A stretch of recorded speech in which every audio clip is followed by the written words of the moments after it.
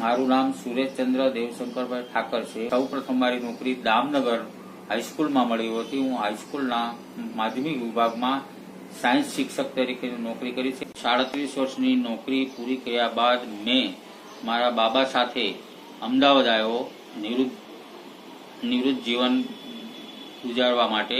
સારું, અમદાવાદ આવ્યા બાદ અહીંયાની RSS સંચાલિત જે જ્ઞાન મંદિરો છે એમાં પણ હું ગણિત અને વિજ્ઞાનની માનસ સેવા આપી રહ્યો છું।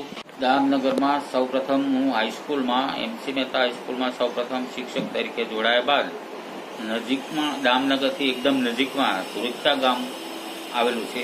ત્યાં ભુરખા ગામ નિયમિત જાતો। ત્યાં હનુમાનજીનું એક નાનું ડેરી સ્વરૂપનું મંદિર હતું અને આ મંદિર પર મને ખૂબ જ શ્રદ્ધા હતી અને તેથી મારે દર શનિવારે પણ હું ત્યાં અચૂક હનુમાનજી દાદાના દર્શન કરવા જતો।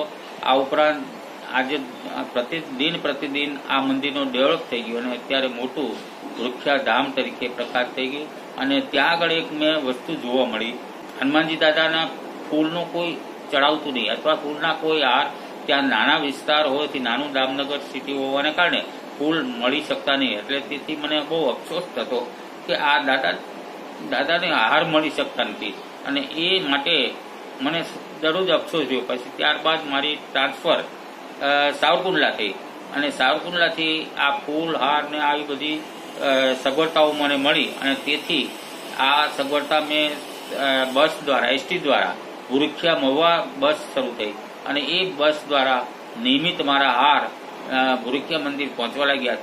તેથી મને ખૂબ જ આનંદ થયો અને દાદા આ એક આસ્થાના પ્રતીક તરીકે અમારા કુટુંબ માટે એની કાયમ અમી દ્રષ્ટિ રહેલી છે એવું મને અહેસાસ થઈ રહ્યો છે।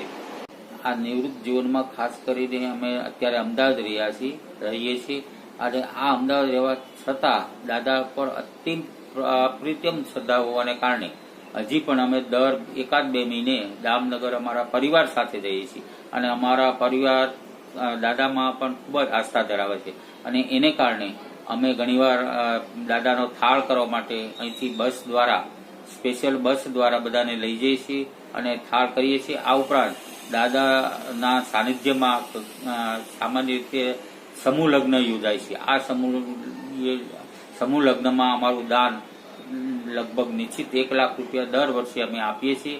આ રીતે દાદાની અમારી પર અતિ પ્રેમ શ્રદ્ધાને હોવાને લીધે અમારો પરિવાર પણ આ આસ્થામાં જોડાયેલો છે। દામનગરના જે હનુમાનજી મંદિર ભુરખિયા હનુમાનજી મંદિર છે એ મંદિરની સેવામાં અત્યાર અવરિત 2003થી શરૂ કરીને અત્યાર સુધી હજી હું પણ આ સેવા મારી અવરિત ચાલુ છે। આ સેવામાં ફૂલહારમાં ખાસ કરીને ગલગોટા, મોગરો, ગુલાબ, આ ઉપરાંત જે કંઈ ફૂલો અવેલેબલ છે એ બધા ફૂલો અવરિતપણે હજી પણ અમે ચડાવવા છીએ। અમારા પરિવાર વતી દરરોજ ત્યાં પહોંચે છે। આ ઉપરાંત એક ખાસ વિશેષતા એ છે કે ચૈત્રી પૂનમની હનુમાન જયંતિને દિવસે પણ જે દાદાનો શણગાર કરવામાં આવે છે એ અને આખા મંદિરનો જે પણ શણગાર થાય છે બહારથી કે અંદરનો, એ બધો જ ફૂલહારની સેવા મારા તરફથી હંમેશા ત્યાં પૂરી પાડવામાં આવે છે।